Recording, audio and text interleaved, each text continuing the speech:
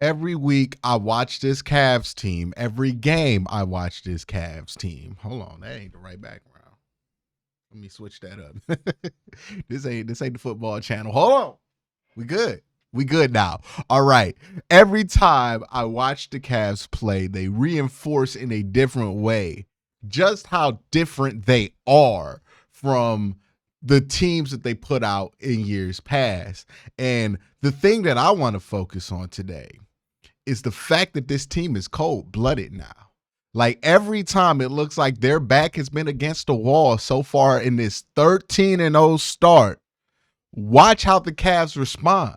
They respond with venom. They respond by putting it down. Darius Garland had a tremendous middle part of this game after a slow start and then passed the baton to Donovan Mitchell, who absolutely cold-bloodedly shut it down, right? The Sixers thought that they was going to get us on a trap game, go get us on a scrappy night and try to sneak one off on us. It wasn't happening. Donovan Mitchell was at the controls. He said no, right? This Cavs team has that instinct of knowing when it's time to really hit certain buttons. And I think that's why they're different. They're cold-blooded this year. All right, so let's zoom back out and talk about the game today. At the beginning of this game, it was a little bit concerning how the Cavs were playing because I think the Sixers were shooting like 38%. They're usually like a 32% three-point team. They were shooting like 38 in the first half. They came back down to earth as this game progressed. But they came out shooting hot. The Cavs, who ended up at 40% at three and 49 from the field, were a little bit cold to start the game. I think the issue was in the first half, the starters just didn't get going early in this game. It was really the bench that carried you. And if you look at the Cavs bench, they played 5 players on the bench. They had 5 players score. The high was George Niang with 8 points. Karis LeVert provided 7. Dean Wade with two 3-point shots, so 6 points. And then Ty Jerome with the clutch. We got to talk about Ty. I think Ty, I don't even want to talk about Ty too much in this video because I think Ty deserves his own individual video to be talked about. And then Craig Porter Jr. gave you about 11 minutes, played solidly, right? And the Cavs went really deep in their bench, and I think the bench early on in this game kind of kept you afloat. Then in the second half, I thought you saw a lot more from Darius Garland. Obviously from Donovan Mitchell at the end of this game. I think Donovan going into like the late part of the fourth quarter, he had like 13 points. He ended this game with 23, so he did most of his damage in the fourth quarter. Darius Garland was really keeping his team afloat with his passing, with his vision, all of that, keeping the Cavs afloat in this game. So the 2 players I think did not play well in this game. And I think Darius being able to do that, and this is the beauty of the Cavs roster. If Donovan doesn't have it going, you have Darius. When Donovan and Darius didn't have it going, it was okay because Karis LeVert was creating and getting things started for this Cavs team. They have so many options on who can get the scoring going that makes them such a dynamic team offensively, and why they're not like one of those like fluky Atlanta Hawks teams where, yeah, they have a good record, but they don't look like they're a team that could be successful in the playoffs. This is different because what makes you successful in the playoffs is perimeter closers. The Cavs have 2 of them and 2 high-quality closers, as we saw in this game. Let's talk about Evan Mobley and Jared Allen because I think in different ways they both struggled. It's not like they played bad. Evan Mobley had 14 and 7.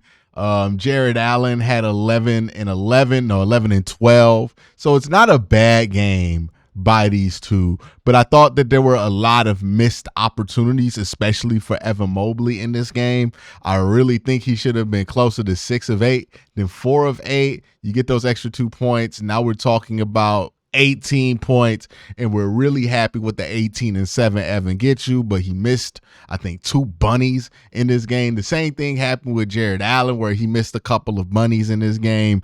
Probably should have had 4 extra points to add on top of that. And I thought Isaac Okoro gave you some pretty solid minutes. He was 3 of 6 from 3-point. He made 9 points, and I thought he played some very solid defense. The ball movement on this team is just spectacular. Even on an off night like today, the ball movement was spectacular. Unfortunately, not spectacular enough for Donovan Mitchell to get a triple-double. He had 13 rebounds, 23 points, only 9 assists. He couldn't get that last assist. It came this close to happening, but Darius Garland passed up an open shot to get an even opener shot to, I believe, Isaac Okoro at the end of this game. But Donovan Mitchell really came close to getting a triple-double. The ball movement on this team, it's something to watch. I compared it to the 2014 Spurs. It feels like that. Like they have the amount of facilitators on this team at almost every position to be able to do that. And it's so infectious that even somebody like a Karis LeVert, who has never been known, he's never, ever been known as somebody who's an excellent facilitator, is facilitating well and getting the ball to the open guy. The Cavs got to lead the league in hockey assists because they keep doing that so well. It's such a critical part to their game. And even when they're not playing well, this is what impressed me. Even when they're not playing well, and there were moments in this game where they weren't playing well, they still were able to do that well. It was just that they weren't finishing off the opportunities that were created because of the passing, but the passing seems to always be there, whether they're having a hot shooting night or not. And I think that's important to note, and that's an important thing that Kenny Atkinson specifically brought to this Cavs team. We all know what the Cavs road lies ahead of it, right? They have their first play-in tournament game against the Chicago Bulls, I believe. And is that tomorrow? That is in a couple of days. So they play them in their first, not play-in, but in-season tournament game. And I think that's going to be a fun thing to watch. I'm going to do a video about why I want the Cavs to win the play-in tournament before that game. And then they play the Hornets. And then the big one, right? November 19th. And whether the Cavs get there undefeated or not, it's going to be a huge game. Boston Celtics versus the Cavs. NBA Cup group play. The Celtics just lost one of their first games in group play.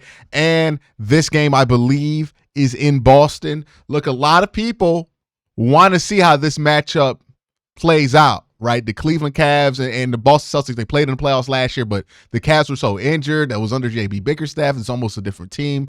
The only team in the East that looks like a credible threat to Boston right now is the Cavaliers. Like, this is a year where, hey, if the Cavs can develop some type of edge, as unlikely as it sounds, over the returning champion Boston Celtics, then the pathway is clear for them in the East. Like, this is going to be the biggest threat to both of these teams as it stands right now. And obviously, you don't want to overlook the two teams that you play, Charlotte and Chicago, before you get to Boston. And you want to have that streak intact so you could be at like 15-0 once you get there. But also, that game's going to mean something. There's going to be a lot of people in Northeast Ohio who don't know if they really want to go all in with the Cavs yet. That game will determine it, right? There's going to be a lot of people nationally who don't know how serious to take the Cavs, and the Cavs have a good showing in that game. That will change how the Cavs get talked about. That will change how the players on the Cavs get talked about and what kind of accolades they get voted into by the media. Like, this is going to be a huge game. Everybody wants to know how for real are the Cavs.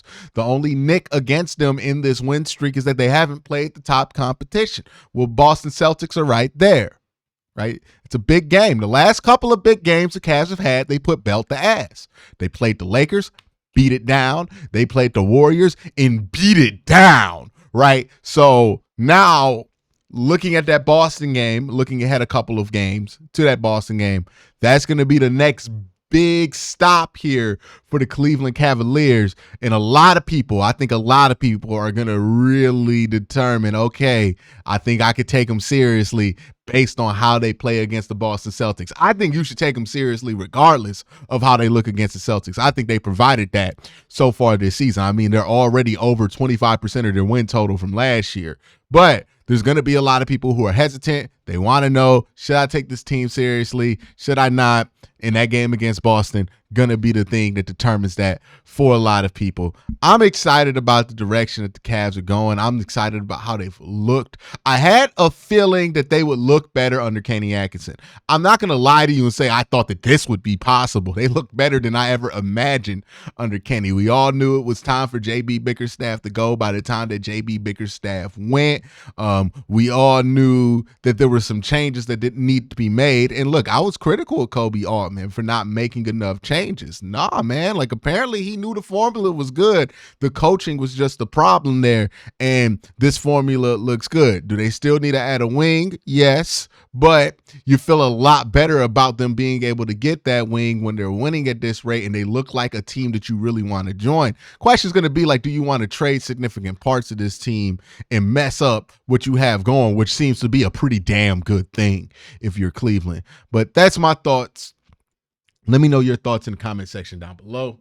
Y'all have a great day. Have a better night. Peace.